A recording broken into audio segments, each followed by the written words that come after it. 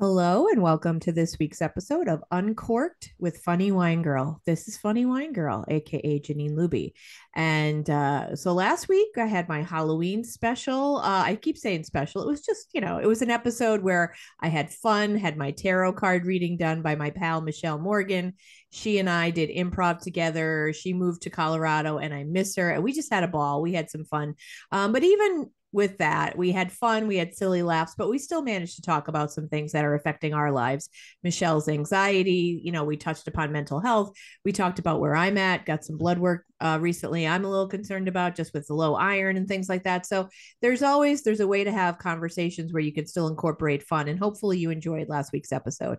This week, you know the drill. Every week when I do my little intro, I like to say how I know the person that I'm about to speak to, my guest, because I think it's so important that we open ourselves up to meeting people, getting out there, going to an event, whether it's for art or music or, a sporting event or a community event where you're going to learn about resources, whatever it is. Try to get out there if you can and meet people, listen to their stories, share your stories, exchange information, business cards, because you never know how you can help one another. That's what I think. You never know how people will show up in their, in your life, and how you can show up for them. So this week's guest, I actually know from my work with NAMI, and you've heard me talk many times, I'm sure, about NAMI, National Alliance on Mental Illness. I do the marketing communications, the PR work, but I also have Gab Benesso on here a lot. She is someone who's a mental health advocate that I actually met through NAMI, because of NAMI, and I was grateful for that connection. So this week's guest is JoAnna VanTine. She works for NAMI. She's their community engagement coordinator, and I had the pleasure of meeting JoAnna out at many of she's out and about. If you ever see NAMI at a table, a lot of times you're going to see JoAnna out there, and she shares the resources that NAMI provides, which it's NAMI.org. Anyone who's in Lackawanna, Wayne County, Pike County, Monroe, check out the website. There's some great support groups out there for individuals living with mental illness, for their families.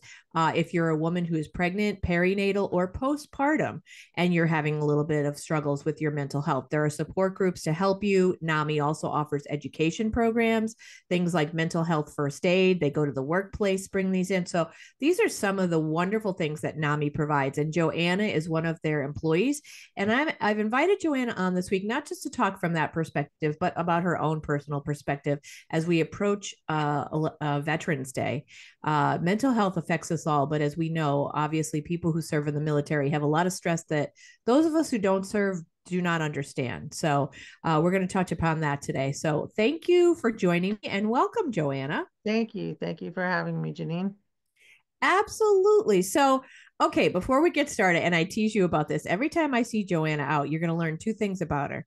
She's Italian and likes to cook, and she's a Jersey girl. So, tell me, if you don't Sure. mind sharing a little bit about yourself, and maybe a little bit of your story and what led you to NAMI. But first, I know you're a proud Jersey girl. That's where you're originally from, right?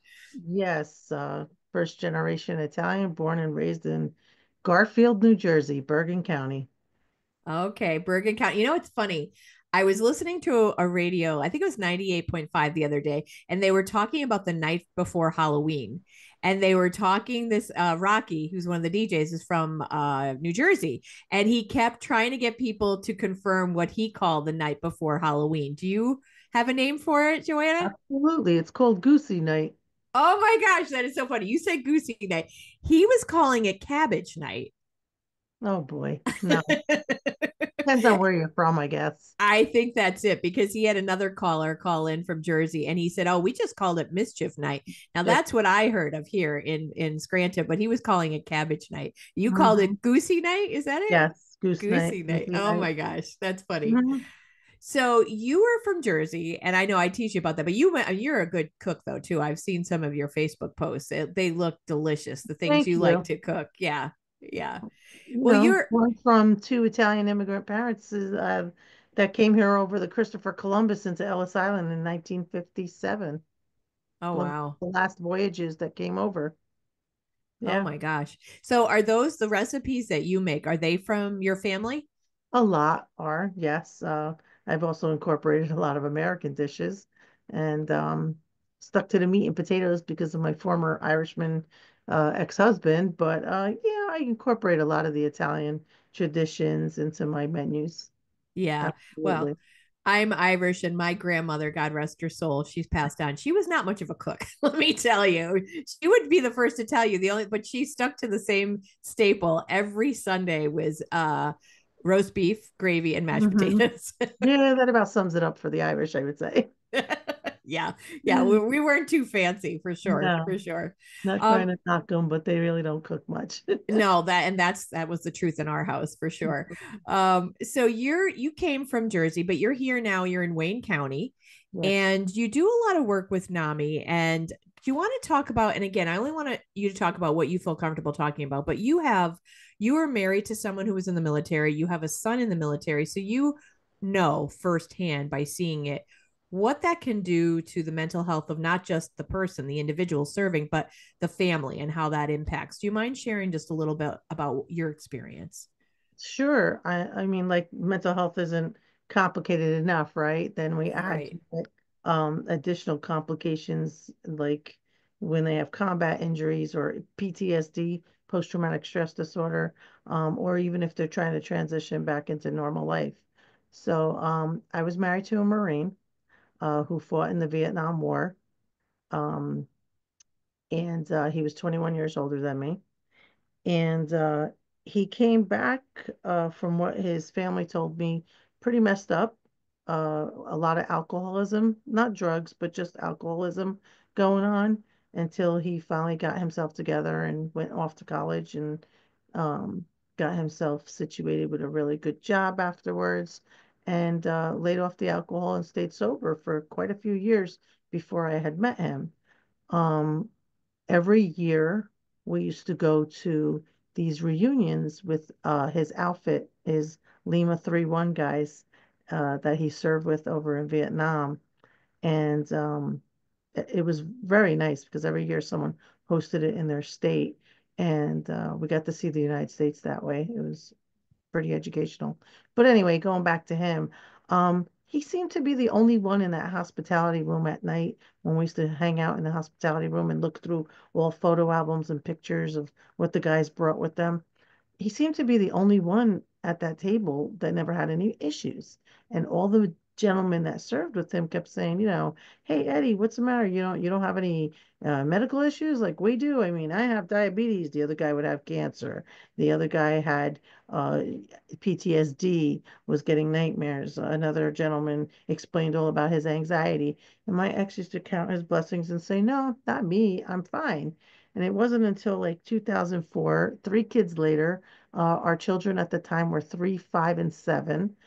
Um, he started getting sick and he didn't understand what was wrong with him, but he was experiencing nerve pain, what he explained as nerve pain up in his shoulder and into his neck, having trouble with his hands all of a sudden. And he owned his own paint and contracting business. And he was losing so many days of work due to this pain that he was having in his hands. He couldn't do his work properly. So he went over to the VA to get checked out, and they did all kinds of tests.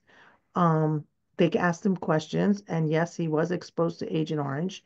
So fast forwarding from 2004 to 2006, he was really debilitated with this nerve pain, and they just kept treating the symptoms by just giving him painkillers. They would hospitalize him. I hated the treatment at the VA that he was receiving because there would be like 4 men to a room. Believe it or not, I actually witnessed a drug deal going on in his Oh room. my gosh. It was horrible. And there was my man laying there in bed, dirty sheets, wasn't doing well at all. And he was just knocked out, zoned out, all pumped up on pain medication. And I finally said something to the doctor and said, you're treating the symptoms, but what is the root cause to his issues here? And he said, well, he was exposed to Agent Orange. It could be nerve damage and who knows what else. And that's what started the beginning of all these slew of tests that he had to go through. Once he got discharged from the hospital, and they discharged him he lost over a month and a half in bed because he had to like withdraw himself from all that pain medication that they were giving him. But he began these slew of tests with the VA, and they rate you on, what's wrong with you. If you have this, 10%. If you have that, 20%. So, make a long story short, he started going through these tests, and he saw a psychologist. He was struggling with PTSD. He was struggling with depression, anxiety. Um, they told us that they think maybe he has bipolar disorder, but I started to notice a shift in him as well with the children. Our kids were young, and little things like them laughing too loud, them playing, dropping things or playing with their toy guns. I have two boys and a girl playing with their toy guns, dropping things, loud things. He would react. Like when I say react, he would start screaming, and it wasn't him. When I first met him, he was fine, and now he's reacting to the sounds and noises that my own children were making, and I didn't understand what was going on. Then he slowly began to isolate himself, and he was distancing himself from everyone, not just myself, but with the children, with our friends, our family. Every time we had somewhere to go, he would say, "You go with the kids, I'm staying back," and Mm. he would never engage at family functions because he didn't go to family functions. Even if he should show up, he didn't talk to anybody. He became very quiet, very distant. I would find him at night as I would roll over in bed and he wasn't there. He was down in our basement. We had a fully finished basement down there, and he would go down in the basement and he would be drinking.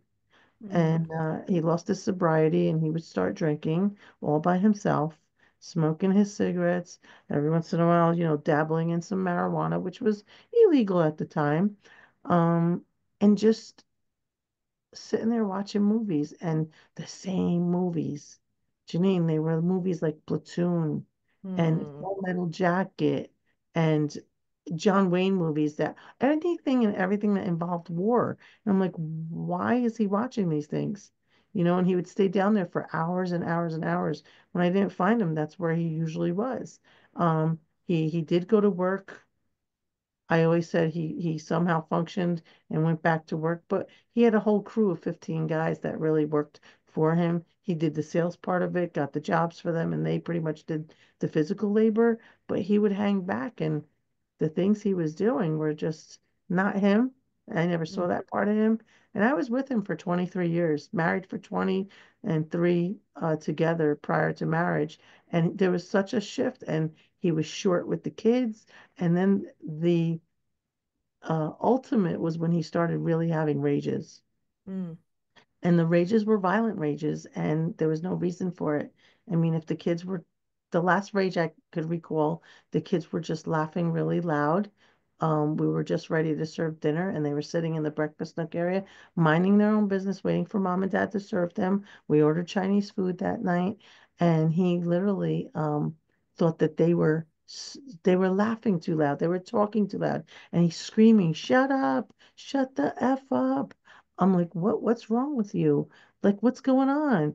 I couldn't understand him. Like, what's going through your mind at this moment? But he would never share. He just took the Chinese food in the dishes and decided to break everything and throw food everywhere. Oh, wow. And we had quite a few rages like that prior, but not this bad. And Yeah. with three little children like that, because now they're like 5, 7, and 9, a couple of years later, and they were just not understanding it. And I would have to sit down with them and say, okay, because he would take off after he did it. He'd Mm. get in his car and take off. And I'd say to the kids, okay, this is not the way a man is supposed to treat his wife. This is not the way a wife should treat their husband either. And, boyfriend or girlfriend, they should not be doing this and speaking this way or acting this way. And they were so young and they just kept looking at me like, what? Or, what's wrong with daddy? Why is he always so mad? Why does he have to be like that? They were scared of him. Oh, yeah. And and then he started to verbally abuse everyone in his path, including the kids. And they would go to school and, tell their teachers, like, my dad calls me this, and that. No, you're not this, and that. Like name calling. the telling them how stupid they were all the time, and other bad words. And that really emotionally puts a scar on you, you know. Yeah. And then when he wasn't emotionally abusive and verbal, he became physical. I mean, it's one thing he became physical with me, and I didn't understand why. Again, I would just set him off if I was 5 minutes late home from work. I'd find my dinner in the garbage, and he would get verbally and physically abusive in front of the children, and that was not him. It's like he had to put up a fight. He wanted to fight, fight, fight all the time, and there was no reason for it. You know what I mean? And Mm, the kids too, if they didn't do something right, he was more than short-tempered. He didn't think twice about, raising his hand to them. And I'm sorry, but you don't treat kids that way. You don't treat anyone that way. So we had a lot of differences in opinions at the time of how to raise our children. We argued all the time. We just couldn't see eye to eye on anything. That's how he became. He became very defensive. Um, he was always so hyper vigilant too. He had a gun collection that would, like, was like for an army. When 9/11 hit, all our neighbors came over to the house and said, "We know we're protected and safe at your house. You've got all the goods here. You're fully stocked with food." And because we had to be.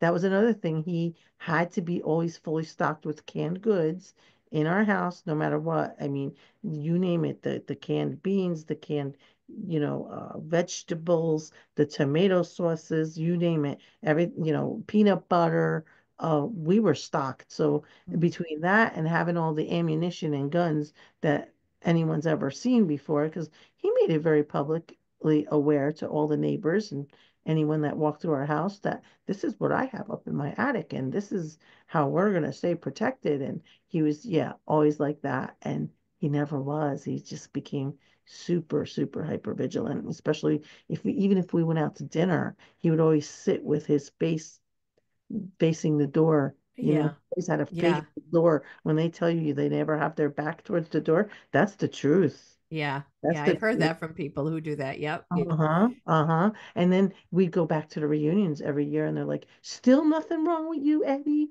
The guys always wanted to know because a lot of these guys had prostate cancer or diabetes or hypertension. And there was Ed, really, really healthy, and nothing was going on with him until those slew of tests started coming, and then they deemed him 100% permanently and totally disabled by the VA administration because he did struggle with PTSD. He did have hypertension. He ended up having diabetes. Yeah, he had a lot going on. Thank God he didn't have any of the cancers, but he had the nerve damage from the Agent Orange. So there were so many, and they're coming up with more and more presumptive conditions that Wow. these guys are experiencing. But he just turned so fast between 2004 and 2009 that I there was no working with him. And we Mm, tried and we tried and at least I should say I tried, but it was always one way conversation. It was my way of trying to talk to him and his way or no way, and the highway, he would just get in the car and bolt. He never wanted to, if he didn't argue, he would take off. And then yeah. there was no reasoning with him. Things just got harder and harder with him. And by 2009, he got fed up and he divorced us. He literally left us and said he didn't want to be my glorified babysitter anymore. That's exactly how he put it. He didn't Mm, want to be a father anymore. And that hurt me to the core because I thought he loved our children. And I know he loves our children, but I think his mind was so scrambled that he couldn't deal with the noise. He couldn't deal with anything. It was just too stressful. And I think a lot of stuff was being brought back to him that he wouldn't admit. He always said, listen to these guys at the Marine Corps reunion. They're such, and I won't even repeat the word, but listen to them. They can't even hack it. They got problems, but they should just keep it to themselves. Why they dare airing out their dirty laundry? Just keep it to themselves. Well, look what happens when you keep it to yourself. yeah. Yeah. That's the manly way they say, right? They think And it's the you're a manly way. Marine, and you're a Yeah. Marine to boot. Suck Mm-hmm. it up, Buttercup. And he used to say that all the time to our boys. My boys were raised believing, suck it up, Buttercup. Otherwise, you're nothing but a, and he'd Yep. use that P word, and I hated it. And I would say, never picked on my daughter, but the boys, he was extremely harsh with. Mm. And now I have a boy. My oldest is in the military. He's deployed currently. He's in the Middle East. I worry about him too. He was a Marine for 6 years, and I keep saying, why? I asked him when he first joined. I thought it was an April Fool's joke because he called me on April 1st. I'll never forget that day. He's like, Mom, if you want to hurry up and come down to Mechanicsburg, I'm getting ready to be sworn in. I said, sworn in for what? I'm at MEPS. I'm going into the Marine Corps. I'm like, no, you're not. You're in college in Harrisburg. And, what are you talking about? He's like, no, you better hurry up because in 3 hours I'm leaving. I'm being sent down to Paris Island. I was like, what? The one thing I forbid my boys to do is go into the military. I was like, please don't. You just don't. And then, their father felt the same way, but their father felt that if anyone was going to become a Marine, it was going to be my second son. And turns out my second son can't, even if he wanted to, because he has mental health struggles himself. Yeah. Yeah. So, yeah. Wow. So let me ask you, how's I mean, I know you're not married anymore, but did he get help for his mental health and for the PTSD and things like that? Initially, no. Hmm. After he left us, I pleaded with him to go to marriage counseling. Let's try. I mean, come on, 23 years together. We're just going to throw it all away. Like, a part of me felt very relieved that he left because there was just so much turmoil in our house, so much friction. Tension was so thick you could cut it with a knife. He made people feel so uncomfortable, Janine, when they came over. My friends and relatives would always say to me, no, don't want to come over. Thanks for the invite, but, or Joe, why do you stay? Joe, why? Joe, watch what he's doing with the kids. Listen to him. No one speaks to people this way. You don't speak to children that way. Or look at the way he treats you. Just leave. And I can never pack up my bags and just go. I was not brought up that way. You work it out. I mean, I went to go see my priest. I spoke to, I was going for counseling myself. And then finally I said to him, isn't it worth it trying to work this out? See, maybe you need help. Maybe you just need to go on medication. You have all these ailments. How about you take just a little pill and maybe it'll be your happy pill and you can feel better and go to therapy. So we tried going to marriage counseling. And the marriage counselor said the same thing. And we did it through the VA, believe it or not, because they just opened up a brand new center in Secaucus, New Jersey at the time, a brand new vet center. And we started marriage counseling there. And of course, as soon as he heard something that he didn't want to hear, he was told something that he didn't want to hear, he shut them down. And it was always everybody else's fault, not him. He couldn't Yeah. accept, he didn't, and stigma. Oh, he didn't want to be associated with any stigma. I'm not crazy. There's nothing wrong with me. I'm like, please, for the love of God, just take the one pill that they're suggesting to you that you might want to take. It could bring you down, calm you down, maybe make you feel a little bit better. No, no, no. It was just a constant battle. I said, I guess we're not worth it.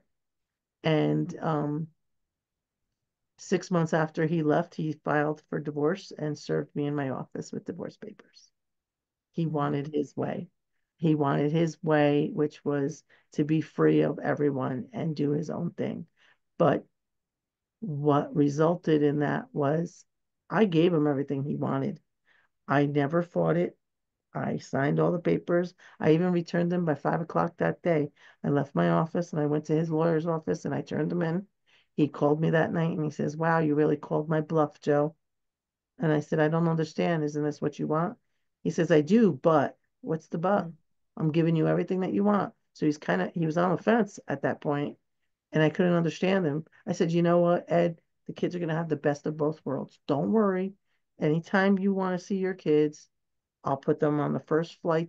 At this point, he was in Florida, down to Florida whenever they want, weekends, weekdays, whatever you want, just say it. Or if they want to come see you on the first flight out. And that way they'll have the best of both worlds. They'll live with me in the house in Jersey and they'll come and see you in Florida whenever they want to, like that. But 3 months after, 3 months after he served those divorce papers and we were approaching divorce, he started having second thoughts. And that's when things got really ugly with him because he regretted what he did. And I told him, no, let's leave things the way they are. We were very amicable, more amicable than we had been in 20 years, go figure, or Mm. 23 years for that much. And it was amazing how amicable. And we went through the divorce. And shortly after, he started harassing me, stalking me, wouldn't leave me alone to the point where I had to get a restraining order against him. And he violated that restraining order 19 times. He just got out of control. He would call me and text me and send me threatening texts and letters and voicemails. And that's what got me a restraining order against him. I moved up here to Pennsylvania to get the hell away from Jersey and start over again to move in with my friend Tom and his three children. And I continued to commute to Jersey and worked in Jersey, only to find my ex stalking me and harassing me. Um, and it was during those 19 times that he violated the restraining order, and he was always put in jail for it because I didn't mess around. Every time he violated, I called the cops, and he was apprehended and he was put in jail. During those 19 times, he befriended quite a few people in jail. And one of them happened to be a gentleman right from Scranton who he hired as his hitman to kill me. Oh my gosh. Yeah. So, yeah, it was all over the Scranton Times and all over the radio, and my Oh kids my and me God. were mortified. hmm And he paid him $50,000. He gave him the green light to go ahead. He shipped him up a rifle and bullets from uh, Florida to Scranton. And yeah, thank God it never was executed. Uh, the gentleman that he hired got into a domestic dispute with his girlfriend at the time in Scranton. And he got angry and he took out the rifle that my ex-husband shipped him and he discharged it. Oh boy. And when the Scranton police arrived, they asked for the weapon that was just discharged and he wouldn't talk. However, his girlfriend started to talk and they said she sung like a canary. And she brought out the weapon, she brought out the bullets, she showed the police all the letters of intent. So I had the FBI calling me that Memorial Day weekend, which I thought was a joke, but it was all truth. And I was down in Scranton identifying um, his handwriting because they wanted to know from all the letters that were out there, do I recognize this handwriting? I did. And did Mm. I recognize this weapon? Did I recognize that? So many things, phone numbers. They put out phone bills. They put out a whole slew of things for me to examine. And it all came back to my ex-husband. Wow.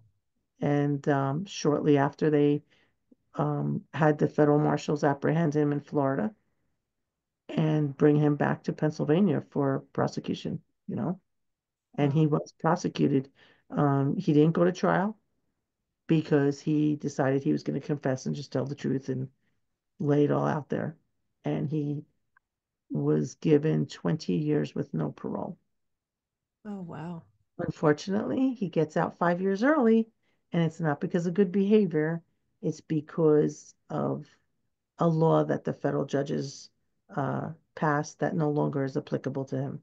You see, I didn't hit the ground and die, so it's no longer applicable. So they shaved away 5 years, and he gets out next year in 2025, May of 2025, which is a bit scary. Mm. But I keep saying, what if you just got the help you needed? What if you took that pill or pills? What if you went for counseling, therapy? So much could have been, this could have been prevented, if you ask me. Yeah. You don't You, lock somebody up with mental health issues. You get them help, not handcuffs. yes, that's right. Help is what is needed. You Yeah. said, I want to ask you about you were recently, because of your work with NAMI, you also went for training recently called Homefront. It's a Mhm. program that NAMI offers for families, right? Of individuals with from in the military with mental health issues. And I know it affect you said it was really good training, and I think you mentioned that you learned something that maybe it would have helped maybe before, years ago, maybe in talking to your husband. What was it that you learned that maybe our listeners could benefit from this training? Well, the first and foremost, I think it would have helped me understand him a lot better. Um, uh, that's first and foremost. Secondly, I think it would have taught me how to de-escalate him when there were so many situations that he was so escalated. I didn't know how. Um, I just maybe I antagonized him more by fighting back, by verbally fighting back. Um, Not as much as I wanted to because I was scared of him, but maybe I would have found the communication skills that I learned in NAMI Homefront to be helpful at the time, not just to help de-escalate him, but just to talk to him, like a human and not get him all heightened up. Um, I think I would have been able to go to the VA more and ask more questions and get more practical advice and find out what other treatment options they had aside from medication. I knew there was therapy, but maybe there was more out there that I just didn't know about. I would have loved to have found a support group for myself to deal with him. So being around other wives of men like my husband or mothers of children that like my husband maybe could have helped more some practical ideas. NAMI Homefront taught me all that stuff. They gave me options. They gave guidance. They showed it with evidence too. So that's why I'm teaching it now, because I want to be able to give it back to those service members families so that they could learn, you know. I mean, Yeah. it's only a 6 week course, but it's so beneficial. And now I'm prepared that if my son should come back and he needs help, I know what I have to do. I mean, it's a free course. There's no cost to anybody. And that's why I took it. And when I took it 2 years ago. I took it during the pandemic 4 years ago. And I knew that if there should ever be a training course to teach it, I want to teach it. That's how I want to give back to those family members who have service members in the military. Yeah. Well, and clearly from your story, it's not just the individual. I mean, that what he's going through obviously had to be rough for him to act like that, but then he's influencing and affecting you and your children. So it is so important that people in these situations get the help and support that they need too, since they're Oh, dealing with the person. Yeah. definitely. I mean, there was so much trauma that boys, my daughter did too, but my boys in particular had experienced with their father. And my daughter did experience it too by witnessing it all, but their events were even more traumatic than what my daughter went through Mm, because they yeah. physically got abused, uh, unfortunately, by Mm, him while I was at work and I didn't know what was going on. He physically would never think twice about hitting them upside the head or taking a belt to them. The stories that came out after was just horrific. yeah.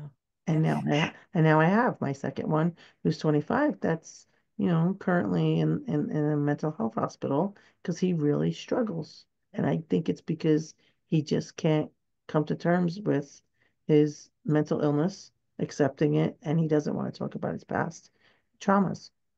Mm. And that's hard because I'm sure from your perspective, you are you're a caring person and you love them, but and for people who are listening, it gets you can only do so much, right? Because at some point you can't make a person go to therapy, you can't make a person take medicine, and you only have so much yourself before it starts to really hurt your health, I would think. Mhm. Yeah. Yeah, Yeah, that's it created a lot of anxiety with me, anxiety more than anything. But now, with him coming out, my anxiety's starting to peak again because of fear. And I don't want to let him know that, but I have to be strong, you know? And it is hard to get people to take medication. My son, who's struggling right now in the hospital, he's identical almost to his dad because he just doesn't want to do it because they don't want to accept there's anything wrong with them. They think that they're fine. My ex thought the same thing for years. I'm fine, but yet you're drinking like a fish and you're doing all these stupid things and you're having these rages. You're not fine. You're not fine. And you're getting, he was just his mouth was always the biggest problem with him too. He always got himself in trouble because he was always like politically incorrect and he was kind of rough around the edges, as everyone used to describe him. Um, he didn't care and he had to. I mean, I always used to say to him, aren't the kids and I worth it? Especially the kids, aren't the kids worth it? Isn't our marriage worth it? That all you have to do is take a little pill a day? Like I didn't know what his logic was, but he didn't want to be different. He didn't want to Mm. be labeled different. And yet you talk to all these guys every year at your reunions, you see what they're going through, and they disclose everything. I think that was like their own little support group right there, And he wouldn't. He wouldn't. He Mm. was taught differently. He was taught. I think his upbringing had a lot to do with it too. Yeah. Yeah, that goes there goes back to that childhood, the things we learn as children that we carry with Absolutely. our view on things. It Hmm. can be damaging and it can hold us back, I think, in many occasions. Yeah, Yeah. definitely. Yeah. And Yeah. it did, and, our relationship, unfortunately, our marriage, it was over, and that was sad for me. As much as I felt relief when he left, I did. It was like someone lifted a boulder off my shoulders because I never had enough. I didn't want to hurt him to pick up the kids and leave him. I could never do that. I always felt this sense of like I felt sorry for him since the day I met him. I've known my ex-husband since I was 10 years old. Since I was 10 years old, he was the tenant that lived upstairs from my aunt. So I always knew him. He was at my family functions, cousin's wedding, the whole nine. So I always knew him. I always felt sorry for him. And I still feel sorry for him because I know he's not right. And I think when he comes out, he's not going to get the help that he needs. He's very angry. He's very bitter. Um, and he's going to come out. And I fear for him too. I really do. I just hope he gets to his senses and get some help when he comes out. And that's the one thing the judge promised him on the day of sentencing was, we have all the medication in the world, take it. We can help you that way. Because the only request he had at sentencing day was, could you place me in a federal prison that's close to my children? And he said, I don't decide on that. That's the Bureau of Prisons. He says, but if I have one thing to say to you right now, sir, is that we have all the medication in the world and all the help in the world in the prison system. Take advantage of it. And I heard he never did. So Mm. you can't, like you said, you can't force someone. Yeah, you can't. Yeah. Mm. And that's it, what now in your let's shift for a second here. You at NAMI, you have a position there, you're community engagement coordinator, but you also lead a lot of really good supportive programs so that people can go to a place where other people have experienced similar things. Maybe they can, even have a shoulder to cry on or people to listen to. You are involved with the family to family, right, program. So people like yourself who've been around it, an individual with mental illness can come. And as Marie and I've heard many people with NAMI point out, it's not treatment or therapy that NAMI offers, but it's support. And so people Correct. can come out and you help with these support groups and with the programs, right? The family to family Yes. education program. Do you want to share a little bit about that? Because I know there's a session coming up November 6th. And these go on throughout the year. We have there's the peer to peer program, there's family to family. So people who are looking for some support, NAMI NEPA Northeast Region has help for you. Do you want to just tell some folks out there so maybe it would be right for them how you could help or how NAMI does help with these programs? Sure. So I am the community engagement and volunteer coordinator. But I do teach as well the NAMI signature programs, NAMI Homefront, which we just mentioned, the NAMI Family to Family, which is coming up November 6th. Prior to taking a NAMI Family to Family course, because that's an 8-week course, there's something called NAMI Friends and Family, which is only a 90-minute seminar. So if people like that and they get like the overview of that in NAMI Family and Friends, I always suggest they take the NAMI Family to Family course, which is very informative and again, um, helps you, de-escalate your loved one, teaches you techniques on how to do that, teaches you I and you statements, talks a little bit about medications, talks a lot about self-care. So, I always encourage people to take it because it makes a big difference. Again, there's no cost to take it. Um, I teach the NAMI Basics class as well, so that one's geared for any parent or caregiver for children who are 22 years or younger that wants to learn the same things as well as IEPs, not to teach you how to do an IEP, but how to go to the school and advocate for an IEP if you need to, and how to approach the school when your child's having a behavioral issue and advocate for your child at the school level. So I like that class as well. So yes, I do teach all of that in addition to a couple of courses that are not NAMI signature programs. One is called Mental Health First Aid, Youth Mental Health First Aid, Mental Health First Aid for correctional professionals, as well as Mental Health First Aid for fire, EMS, and first responders. All these classes, again, free and no cost, take some time, a couple weeks, maybe 6 to 8 weeks or 6 to 8 hours even, like the mental health first aids. But you know what? At no cost and all the education that you get from it, we play out scenarios in those classes, so you do have some practicality to it, not just all book knowledge. Because we're not all therapists and we're not counselors. We're just people with lived experience that teach these classes. I also, you're talking about support. I started NAMI in Wayne County because at the time when I was struggling with my son, who was 15 at the time and diagnosed with bipolar disorder, PTSD, and anxiety, I didn't find any support groups for family members. So it wasn't until 5 years later, when he was 20 years old, I found NAMI in Scranton. And I went to my first meeting and I sobbed. Actually, I sobbed for my first three meetings. And finally, by the fourth meeting, I went to Marie, who's our executive director, and I told her, we need this in Wayne County.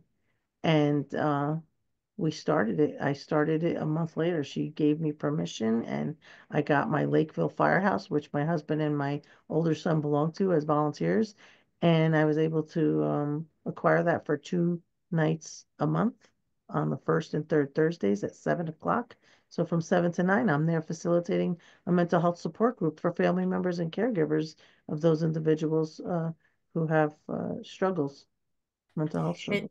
now you mentioned husband. That's you. You have a good guy in your life. Now I should mention that husband. Okay, so that guy Tom that I moved in with in Pennsylvania with 3 children of his own, that became my bonus family. And my new husband Tom and his 3 wonderful children. Yes. Yeah, and you guys have, I should mention too, a lot of goats too, right? Oh, about 52 and maybe 10 on the way. Sure. Oh my gosh. During Yeah. COVID, decided to build me a barn because we went from 6 goats to now, yeah, it's huge. And I think we're the only barn in Wayne County that has a split unit in there for AC and heat. Oh my They, gosh. they don't need it, but you gotta know my husband, overachiever. Overachiever. But even something like that, I would say, isn't that something that's happy too? Like you It see the is, and goats I and that gotta makes you tell you, happy. since COVID, let me tell you. So when we used to do our support groups over the Zoom, and I tell my husband, go out to the barn and get me a goat. And he'd always bring in a baby, and I'd bring a baby goat in and be like, hi, everybody, welcome to the meeting. And there I'd be holding a baby goat, and everyone's like, oh my gosh, that's great. I'd get everybody smiling and happy. And right before the meeting, I'm like, okay, goat's over, take it back. But yeah, the goats are wonderful. I have so many friends in the area that come to me, or even from other counties that'll say, I heard you have goats. Do you think I could come over? Okay, can I see your goats? So we placed a bench out there, and people literally come over and they do what we call goat therapy at my house. They either sit inside the barn on the milking stand and they play, or they pick up every little goat they could get their hands on, or they sit outside on the bench within the pen area and they play with the goats. They talk to the goats. My one friend lost her daughter about 3 years ago due to some kind of cancer, and she always felt her daughter loved goats. That was her favorite animal, goats, goats, goats. Can I come over and do goat therapy? I said, sure. She made a connection with my toughest goat, let me tell you. This goat is the nastiest goat in a herd, Tasha. Not anymore, at least not when she sees my friend Lisa. Lisa comes over and Tasha right away bonds with her. And she's like, I sometimes wonder if that's like my daughter reincarnated because she has such a liking for her. She all of a sudden she took to her. She's like a cat or a dog. She rubs against her. She wants to be petted. She sticks to her like glue. It's Wow. amazing. Yeah, I Wow. think goats are just as perceptive as a dog or a cat. They Yeah. really are. Well, they say horses are, because I know I've heard of And equine horses. therapy and that they're Yeah. so, they can really understand the trauma Mhm. or emotions that a person carries with them. I Yeah. believe that with the goats too. I have to say that because I see it all the time when people come over. They just have such a great experience. And they said I Yeah. should start something with that, but we're we're good. Just come over. Well, you have enough on your plate without starting that, but I think that's a nice reminder. I'm not saying, I mean, if you need therapy and you need treatment, that is something that is important to seek Absolutely. first and foremost, but also even for caregivers, for your own self-care, doing things like that, that's something that will just relieve your stress, make you Mhm. smile, whether it's going for a walk, going over, petting a goat. Like, it's important to, like, so what do you, if you don't mind me asking, what do you do that makes you kind of like chill and calm down and get rid of some stress in your day? I always say I like to go for a walk, but I don't always get out there. Um, I love to cook. Cooking is my therapy. I know I shouldn't be eating it all, but I really, cooking is my therapy. It slows me down. It makes me feel good. It's really my happy place. Yeah. If You I know, I had had a to feeling you might say that, but you know what? There's a love book, it. Food is Love, right? That was a Yes. saying and a book. And I remember reading that years ago because there is so much involved with sharing a meal with someone. It can be quite lovely and quite therapeutic, I think. Yeah. And I just read something on Facebook a couple weeks ago saying, if I cooked for you, that means I love you. Yeah. I Yeah. said, wow, that's powerful. Yeah. Well, and the fact that you enjoy it so much, that I I could do. totally see how that is relaxing for you. And you probably, then you're feeding people, which is nice too. And it brings back a lot of memories of my mom, who never, ever let us in the kitchen. My sister and I weren't allowed to do anything. And I resented her for that because I was like, oh, there's so many times that I wish I could, make pasta fazool like she did, or, the chicken piccata or whatever, right? There's some dishes that she made that were strictly Neapolitan style that came straight from like the village where my parents are from. And I would call cousins. My whole family's in Italy. And I'd call and say, well, how do you make it? How do you do it? And they're like, why don't you just try it yourself and try to make it the way you remember it tasting? My one cousin told me that. And since then, I never called for a recipe again. I just make it to the way I remember it tasting, how my mom made it. And that's how I Wow. plug away. That's how I cook now. Now, are you someone then that you're like, okay, I have to put this amount in? Or are you kind of like free with stuff? Well, I'll put more of that in, a little dash of this, a dash of that. That's me. I don't measure. Yeah, yeah. I have to That taste it. that's Hmm. why I always tell friends who like to bake, I said there are two different kinds of people because you have to be precise with baking and like whether something rises or falls. I said that's not for me. I'd rather like, let's put a little bit of this in, little bit of that. I hate to bake. I'm sorry. It's too, yeah, like you said, it's got to be exact, and I'm not about it being exact. Yeah.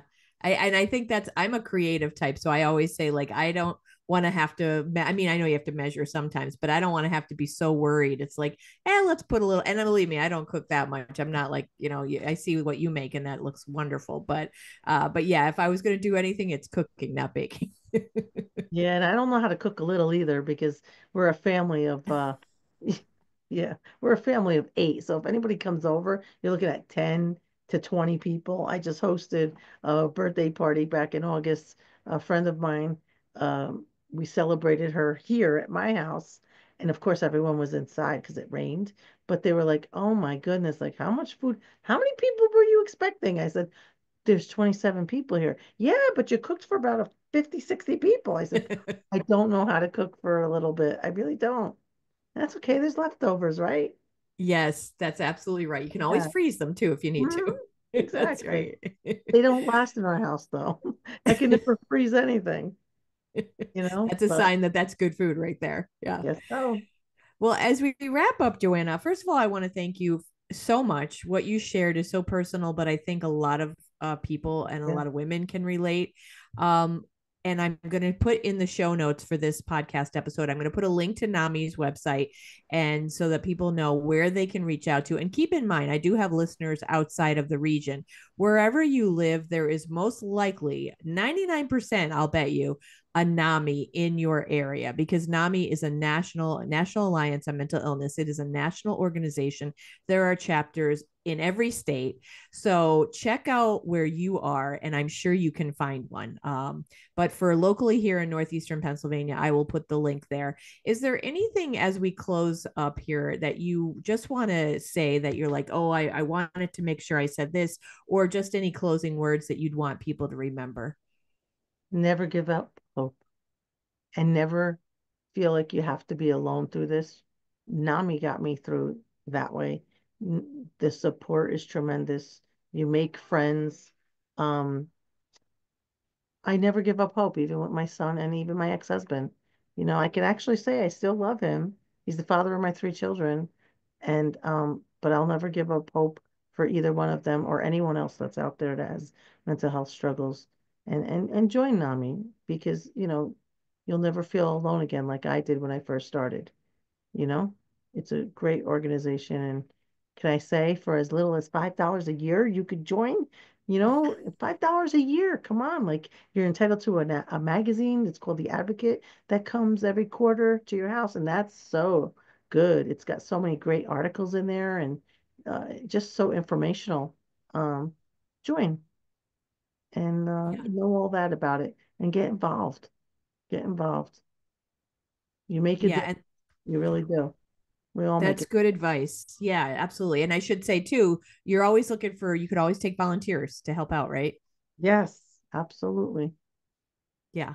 Well, like I said, I'll put that link in there. On the website, you can see there's a button on the page there on the homepage, volunteer. So if you hit that button, there's a form that comes up and you could fill it out. So JoAnna is in charge of is coordination for volunteers. So you could be out, maybe helping out at a resource fair or something. You could be sitting behind a table and like just telling people about NAMI. You could maybe Mm-hmm. even help facilitate, right? Like a support group or something that's Yeah. needed if that was needed. Yeah. Or something as simple as stuffing envelopes when we need you. Yes. Yeah. Right? Okay. Yeah. Okay. Yeah. So Thank anyone who's you. interested, again, I will have all that information when I post this. But I want to thank you once again, JoAnna. Thank you, And Nikki. hold on there. Don't hop off. I'm just going to do a little closing here. And I want to say to my listeners, thank you so much for listening. Not only is it Veterans Day in this month, but now it's actually National Family Caregivers Month as well in November. So let's, think of yourself. Don't think you're being selfish. If you're someone who is helping take care of someone, whether it's mental health or otherwise, remember to give yourself a little bit of treatment. Take care of yourself, even if it's a 5-minute walk for fresh air. You need Mhm. to take care of yourself. You absolutely do. So keep that in mind. And in the coming weeks, I'll have some more guests. One of my friends is a registered dietitian. She and her friend have started a podcast. So we'll be talking about eating, trying to do our best with the holidays, and some of the fads that are out on social media that are maybe not so helpful that we can avoid. Check out the show notes too for if you're interested in sponsoring this podcast. Budget Through Life with Emily Hickox is a sponsor. I'm so proud to have her. And if you're interested, reach out to me. And even if you can't provide some sponsorship with financial means, you know what you could do that means a lot? Share the podcast, share a link with your friends, foe, anyone you know. It means so much. And write a review or testimonial. That is always appreciated as well. So, as I say every week, I thank you from the bottom of my heart and the bottom of my wine glass.